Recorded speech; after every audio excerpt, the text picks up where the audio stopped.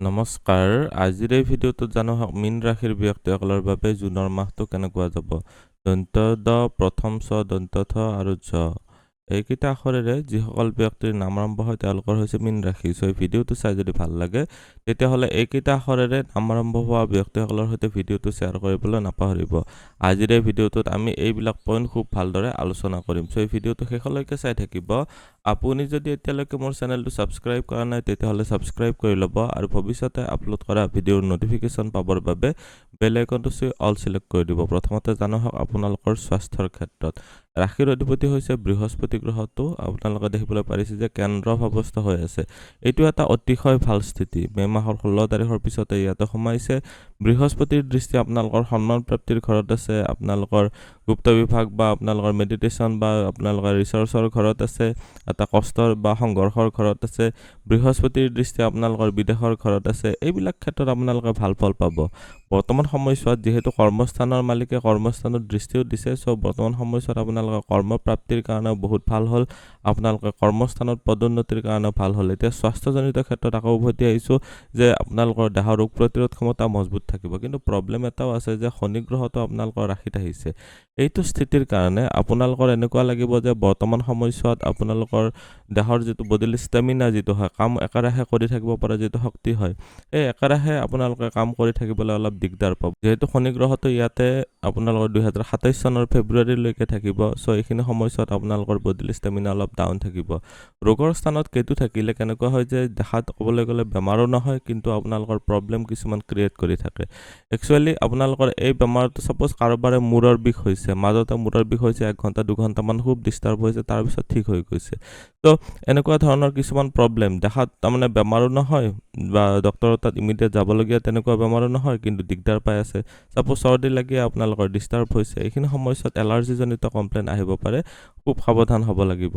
এতিয়া ইয়াতে দেখুৱাই দিছোঁ আপোনালোকৰ ধন উপাৰ্জন আৰু ধন সঞ্চয়ৰ ক্ষেত্ৰত কেনেকুৱা হ'ব। উপাৰ্জনৰ ঘৰৰ মালিক হৈছে শনি গ্ৰহটো আৰু বিদেশৰ ঘৰৰ মালিক হৈছে শনি গ্ৰহটো। শনি গ্ৰহটো ৰাশিতে আছে। এইখিনি সময়ছোৱাত শনিৰ দৃষ্টি যিহেতু কৰ্মস্থানতো আছে, ব্যৱসায়ৰ ঘৰতো আছে আৰু পৰাক্ৰমৰ ঘৰতো আছে, বহুতেই ভাল। বৰ্তমান সময়ছোৱাত কামবিলাক অলপ দেৰি হ'ব পাৰে, কিন্তু আপোনালোকে ইনকামত বৃদ্ধিৰ ক্ষেত্ৰত কেৱল চেষ্টা কৰক, সময় ভালকৈ দিয়ক।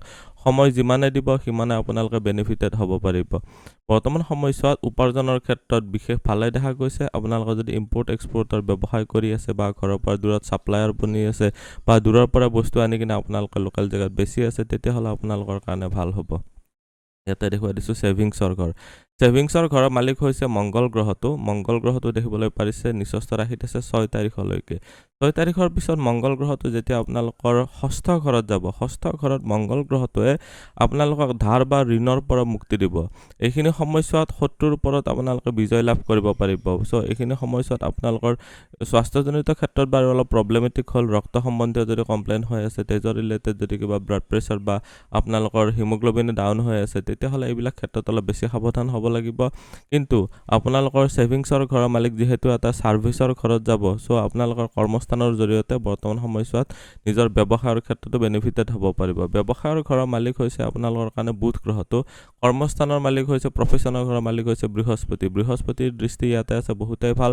বুধ গ্ৰহটো শুভ স্থানতে আছে। বুধ গ্ৰহটোৰ কাৰণে এটা কাৰক ঘৰ 3য় ঘৰতে আছে। তাৰপিছত বুধ গ্ৰহটো আহিব ইয়াতে দিগবলৰ অপজিটত থাকিব। তথাপিও বুধ গ্ৰহটোৰ ফালৰ পৰা বেনিফিটেড হ'ব পাৰিব, কাৰণ বৃহস্পতিৰ লগত লগ লাগিব। এইখিনি সময়ছোৱাত আপোনালোকে যিয়েই ব্যৱসায় নকৰক কিয় আপোনালোকে এক্সপানশ্যন কৰিব পাৰিব। কিতাপ কাগজৰ যদি ব্যৱসায় কৰি আছে বা আপোনালোকে যদি এডিটৰ বা তেনেকুৱা ধৰণৰ প্ৰকাশনা বিভাগৰ সৈতে যদি জড়িত হৈ আছে, এইবিলাক ব্যৱসায়ৰ ক্ষেত্ৰত বিশেষ ভাল দেখা গৈছে। ভাগ্য, পিতা, ধৰ্ম বা গুৰুজনৰ ক্ষেত্ৰত চালে ভাগ্যস্থানৰ মালিক হৈছে মংগল গ্ৰহটো আৰু ইয়াতে দৃষ্টি দি আছে 15 তাৰিখলৈকে বৃহস্পতিৰ দৃষ্টি আছে, 6 তাৰিখলৈকে বুধৰ দৃষ্টি আছে আৰু অইন কোনো গ্ৰহৰ গোটেইটো মাহ ইয়াতে প্ৰভাৱ নাই। বৰ্তমান সময়ছোৱাত মাহটোৰ প্ৰথম ভাগটোত আপোনালোকে পিতা বা গুৰুজনৰ ফালৰ পৰা ছাপোৰ্ট লাভ কৰিব পাৰিব।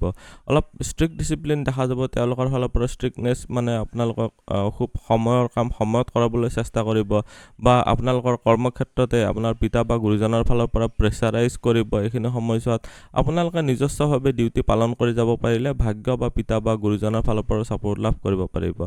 ধৰ্মকৰ্মৰ কাৰক বৃহস্পতি যিহেতু আপোনালোকৰ ইয়াতে আছে, কেন্দ্ৰভাৱস্থ হৈ আছে, যদিও মিত্ৰ ৰাশিস্থ নহয়, তথাপিও এইটো এটা বৃহস্পতিৰ কাৰণে অতিশয় ভাল স্থিতি। আপোনালোকৰ প্ৰপাৰ্টি বনোৱাৰ ক্ষেত্ৰত ভাল দেখা গৈছে।